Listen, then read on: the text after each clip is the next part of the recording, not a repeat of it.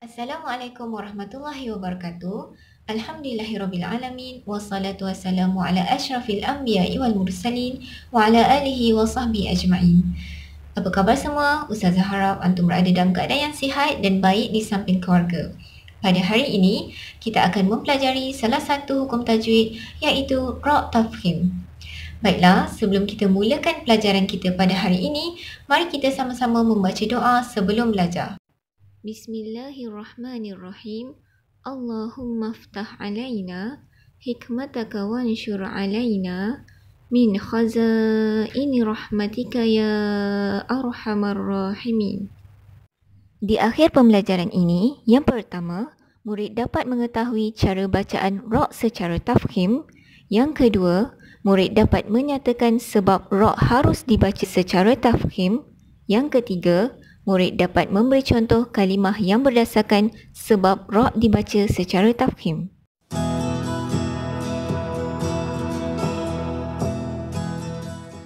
Apa yang dimaksudkan dengan hukum ra' tafkhim? Baiklah, hukum ra' itu adalah hukum bagaimana cara membunyikan huruf ra' dalam bacaan. Jadi hukum ra' ini ada 3. Yang pertama, cara bacaannya secara tebal iaitu tafkhim. Yang kedua, secara nipis, tarkik. Atau yang ketiga, boleh tafkhim dan tarkik. Boleh ditebalkan atau dinipiskan. Jadi secara ringkasnya, hukum ra' tafkhim ini adalah cara sebutan atau bacaan huruf ra' yang ditebalkan, iaitu tafkhim. Ada 6 sebab ra' dibaca secara tafkhim, iaitu tebal. Yang pertama, apabila huruf ra' berbaris fathah atau dhammah. Apabila huruf ra' dibariskan atas atau depan. Contoh yang Ustazah bagi pada gambar 2 kalimah yang menunjukkan ra' dibaca tafkhim. Lihat pada ra' yang diwarnakan merah. Rasulun. Dan yang kedua, rufatan. Ra' dalam kalimah ini perlu dibaca tafkhim kerana dia berbaris fathah ataupun dhammah. Seterusnya, sebab yang kedua, huruf ra' bertanda sukun dan huruf sebelumnya berbaris fathah atau dhammah. Baiklah, huruf ra' ini bertanda mati dan huruf sebelumnya berbaris atas ataupun depan. Sebagaimana contoh yang Ustazah bagi, kalimah yang pertama, artaddu. Yang kedua, yurdi'na. Baik, bacaan ra' pada kalimah tersebut ditafkhimkan kerana sebelumnya berbaris fathah dan dhammah dan ra' tersebut bertanda sukun. Okey, sebab yang ketiga ialah huruf ra' diwakafkan. Sebelumnya huruf mad iaitu alif atau waw dan sebelum itu pula ada huruf berbaris fathah atau dhammah. Maksudnya, dalam kalimah tersebut, huruf ra' itu dibaca secara wakaf. Dan kita boleh lihat sebelum huruf ra' itu adanya huruf mad sama ada alif atau waw, dan sebelum huruf mad itu ada pula huruf lain yang berbaris atas atau depan. Sebagaimana contoh yang Ustazah beri, lihat pada yang diwarnakan merah. Yang pertama, as-sudur. Yang kedua, al-abrar. Baik, dalam kalimah tersebut, cara bacaan ra' ditafkhimkan. Seterusnya, sebab yang keempat, huruf ra' diwakafkan.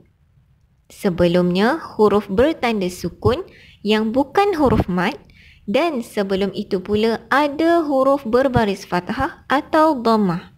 Maksudnya, huruf ra' itu, bacaan huruf ra' diwakafkan dan sebelumnya itu ada huruf yang bertanda mati yang bukan huruf mad dan sebelum huruf mad tersebut ada pula huruf yang berbaris atas atau depan.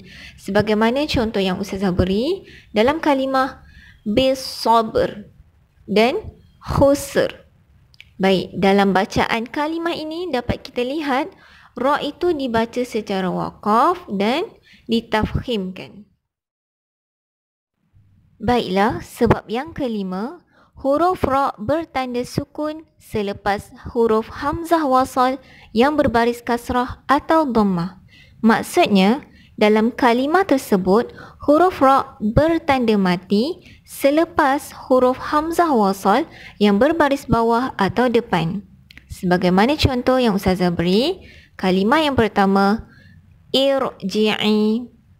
Yang kedua, wa ur'au.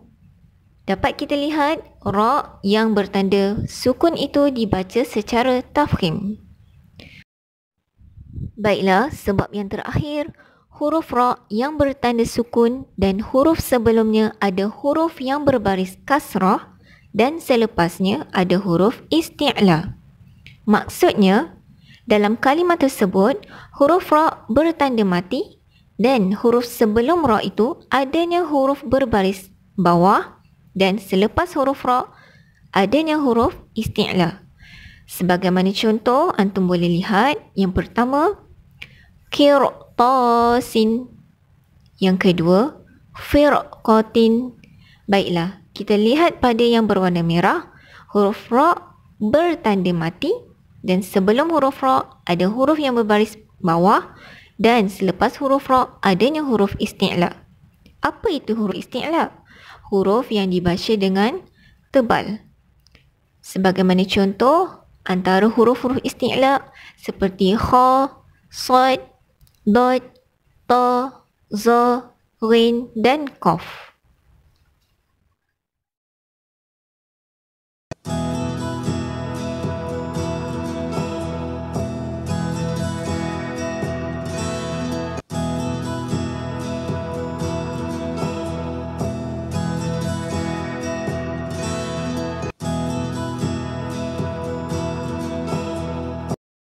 Bagi meningkatkan kefahaman antum dalam topik kita pada hari ini, mari kita jawab soalan-soalan yang disediakan dan sila baca arahan sebaik mungkin. Semoga berjaya.